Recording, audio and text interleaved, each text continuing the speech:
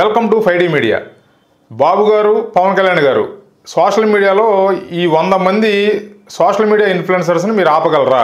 వీళ్ళల్లో ప్రొఫెసర్లుగా, తర్వాత జర్నలిస్టులుగా, తర్వాత ఎనలిస్టులుగా, ఇట్లా రకరకాలుగా, అంటే పూర్తిగా వాళ్ళ అనుకూల మీడియాలో పనిచేసే వాళ్ళు కాకుండా ఓన్లీ సోషల్ మీడియాలో వాళ్ళ సొంత ఛానల్స్ ద్వారా, సొంత యూట్యూబ్ ఛానల్స్ ద్వారా వైఎస్ఆర్సీపీకి అనుకూలంగా పనిచేసే వాళ్ళు సుమారుగా 100 మంది పైగా ఉంటారనేది ఒక అంచనా. ఇప్పుడు 100 మందిని నేను చదవడం అనేది అది సాధ్యపడే విషయం కాదు. కొంతమందిని మాత్రం మీకు చదివి వినిపించే ప్రయత్నం చేస్తాను. దీన్ని బట్టి మీకు అర్థమవుతుంది. చూడండి, ఒక సుమారుగా కొంతమందిని మాత్రం ప్రముఖ పాత్ర పోషించే వాళ్ళ మాత్రం పేర్లు మాత్రం చదువుతాను. ప్రముఖంగా కేఎస్ ప్రసాద్, ఇతను ఒక ఎనలిస్ట్ అని చెప్పి అన్ని మీడియా ఛానల్స్కి వెళ్తూ ఉంటాడు, యూట్యూబ్ ఛానల్స్కి వెళ్తూ ఉంటాడు కేఎస్ ప్రసాద్. తర్వాత జర్నలిస్ట్ సాయి, ఈయనకు సొంత ఛానల్స్ ఉన్నాయి, 2-3 ఛానల్స్ ఉన్నాయి సొంతగానే యూట్యూబ్లో. ఇక వాటిల్లో అనాలిసిస్లు అది ఇది మొదలెట్టి చేస్తూ ఉంటాడు. తర్వాత తెలకపల్లి రవి, ఈయన డిబేట్లకు వస్తూ ఉంటాడు. ఈయనకు కూడా సొంత యూట్యూబ్ ఛానల్ కూడా ఉంది. చిట్టుబాబు అని చెప్పి ఈ మధ్యన కొత్తగా, ఇప్పుడు అంతకుముందు బీజేపీలో ఉండేవాడు, ఈ మధ్యన కొత్తగా వైఎస్ఆర్సీపీకి అనుకూలంగా టీవీలో మన యూట్యూబ్ ఛానల్స్లో మాడటం మనం గమనించవచ్చు. తర్వాత జర్నలిస్ట్ వైఎన్ఆర్, ఈయనకి సొంత ఛానల్ ఉంది, ఈయన కూడా వాటిల్లో మాట్లాడుతూ ఉంటాడు. తర్వాత రామ్ గోపాల్ వర్మ గారు, సినిమా ఇండస్ట్రీకి సంబంధించిన ఈయన కూడా జగన్కు అనుకూలంగా వీడియోలు చేస్తూ ఉంటారు. తర్వాత అదే సినిమా ఇండస్ట్రీకి సంబంధించిన శ్యామల గారు, యాంకర్ శ్యామల గారు, ఈవిడ గురించి మొన్న గత ఎన్నికల్లో చూసాం మనం. బాగా ప్రజలు ఇచ్చిన షాక్కి ఇంకా కోలుకోలేదు ఆవిడ, మళ్ళీ రంగంలో దిగుద్ది తొందరలోనే. తర్వాత వచ్చి అదే సినిమా ఇండస్ట్రీకి సంబంధించి పోసాని కృష్ణమురళి గారు, ఈయన కూడా చూస్తూ ఉంటాం. ఈయన కూడా వచ్చి మీడియాలో మాడుతుంటాడు, ఏదేదో చెప్తూ ఉంటాడు. తర్వాత జోగి నాయుడు, జోగి బ్రదర్స్లో జోగి నాయుడు అని చెప్పి ఈయన కూడా యూట్యూబ్ ఛానల్స్లో వీటిలో వచ్చి వైఎస్ఆర్సీపీకి అనుకూలంగా మారుతూ ఉంటాడు. ఇంకా వీళ్ళు కాకుండా ఇంకా ఉన్నారండి. ప్రొఫెసర్ నాగేశ్వర్, ఇప్పుడు కొత్తగా జడ శ్రవణ్ కుమార్ గారు, తర్వాత యాంకర్ స్వప్న, తర్వాత ఇంకా ఉన్నారు. ఇంకా ఈ లెక్క ఇది మనం చూసుకుంటూ వెళితే చాలా చాంతాడంత ఉంటుంది అనమాట. వీళ్ళందరూ ఏంటంటే సుమారుగా 100 మంది ఉంటారు లెక్క వేసుకుంటే. అంటే వీళ్ళు పూర్తిగా వైసీపీ అని ఒప్పుకోరు, మేము వైసీపీకి అనుకూలంగా పనిచేస్తున్నామని ఒప్పుకోరు. ఓన్లీ వీళ్ళు వాళ్ళ అనాలిసిస్ల ద్వారా ప్రజలను తప్పుదోవ పట్టించడమే వీళ్ళ ఉద్దేశం అనమాట, ప్రధాన ఉద్దేశం. ప్రజలను తప్పుదోవ పట్టించి వీళ్ళని వైసీపీ వైపుకి నడిపించడం. టీడీపీ వైపు చూసుకుంటే టీడీపీ వైపు కూడా ఉన్నారండి కొంతమంది. అడుసుమిల్లి శ్రీనివాసరావు గారని, తర్వాత అప్సాన్ రాజేష్ గారని, ఇట్లా ఒక 4-5 ఉంటారు. వాళ్ళని వేల మీద లెక్క పెట్టవచ్చు. వాళ్ళు వాయిస్ గట్టిగానే వినిపిస్తారు. కానీ ఒక చిన్న లాజిక్ చెప్తా చూడండి. వీళ్ళు 100 మంది ఇన్ఫ్లుయెన్సర్స్ ఉన్నారు.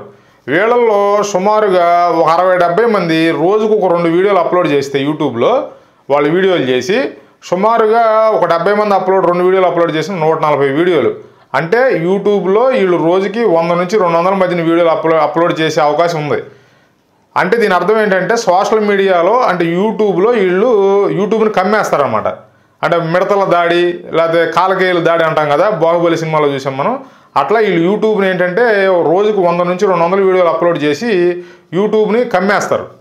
ఈ కమ్మేసినప్పుడు ఏమవుద్దంటే ప్రజలకి పొలిటికల్కి సంబంధించిన వీడియోలు చూసే వాళ్ళందరికీ కూడా వీళ్ళకి సంబంధించిన వీడియోలే కనపడతా ఉంటాయి ఎక్కువ. అట్లా చూడగా ఏమవుద్దంటే మనకు తెలుగులో ఒక సామెత కూడా ఉంది, తినగా వేప కూడా తీనవును అనే సామెత ఉంది కదా. అంటే అది మంచి ఉద్దేశంతో చెప్పిన సామెత. కానీ ఇక్కడ ఇది వీళ్ళది చెడు అనమాట. వీళ్ళు చెప్పే చెడుని కూడా చూడగా అది మంచిగా భ్రమించే అవకాశం ఉంటుంది ప్రజలు. కాబట్టి నేను తెలుగుదేశం వాళ్ళకి కానీ, జనసేన వాళ్ళకి కానీ నేను చెప్పవచ్చేది ఏంటంటే, మీరు మీ పార్టీ కార్యకర్తలను 2-3 మిమ్మల్ని సోషల్ మీడియాలో మిమ్మల్ని సపోర్ట్ చేసే మీ పార్టీ అనుకూలంగా ఉండే వాళ్ళని 2-3 వీడియోలు చేసినంత మాత్రాన ఇంతమంది కాలకేయులను, ఇంతమంది మిడతల బ్యాచ్ని మీరు కంట్రోల్ చేయడం అనేది మీ వల్ల కాని పని. కాబట్టి నా సలహా ఏంటంటే, ఇంకా కొంతమందిని మీరు మీ వాయిస్ వినిపించే వాళ్ళని రిక్రూట్ చేసుకోండి. ఫేక్ ప్రచారం చేయవసరంలా. మీరు చేసిన దాన్ని చేసినట్టుగా కరెక్ట్గా ప్రజలకి తీసుకెళ్లే విధంగా చూడండి. అంటే మీరు చేసిన ఒక మంచి పని ఉందనుకోండి, ఆ మంచి పని కరెక్ట్గా ప్రజలకు చేరవేయండి. మీ పార్టీ కార్యకర్తలు 2-3 వీడియోలు చేసినంత మాత్రం ఆ వాయిస్ ప్రజలకు చేరదు. వాళ్ళ వీడియోలు ఓన్లీ మీ పార్టీ అభిమానులు మాత్రమే చూస్తారు. అండ్ మీ పార్టీ కార్యకర్తలు చేసే వీడియోలు మీ పార్టీ అభిమానులు మాత్రమే చూస్తారు. ప్రజలందరూ చూడాలంటే కొంత న్యూట్రల్గా ఉండే వ్యక్తులు, కొంత కొత్త వ్యక్తులు మీరు చేసే మంచిని ప్రజల్లోకి తీసుకెళ్ళాలి. అట్లా మీరు కొంతమందిని నియమించుకోండి, తప్పేం లేదు దీంట్లో.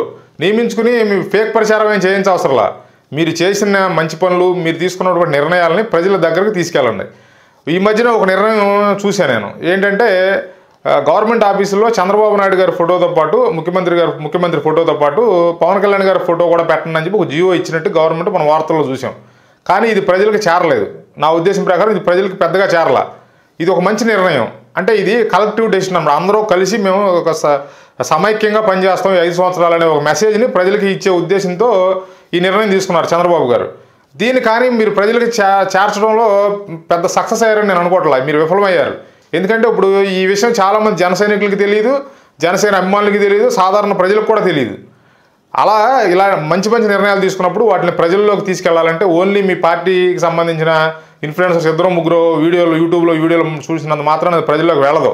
వాళ్ళ వీడియోలు ఓన్లీ మీ పార్టీ కార్యకర్తలు, మీ పార్టీ అభిమానులు మాత్రమే చూస్తారు.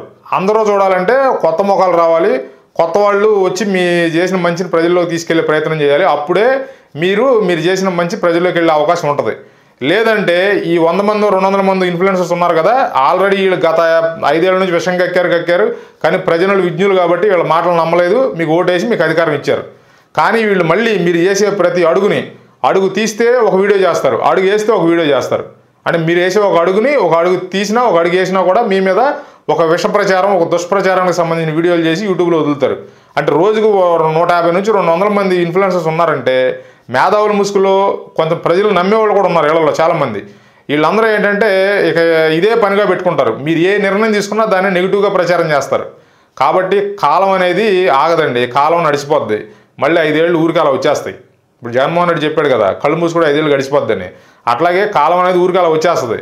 కానీ మీరు మీ జాగ్రత్తలు ఇప్పటి నుంచే తీసుకుని జాగ్రత్తగా మీరు తీసుకున్న నిర్ణయాలన్నింటినీ ప్రజల్లోకి చేరవేసే విధంగా కొంచెం ఈ వైపు కూడా దృష్టి పెడతారని చెప్పి నేను ఆశిస్తున్నాను.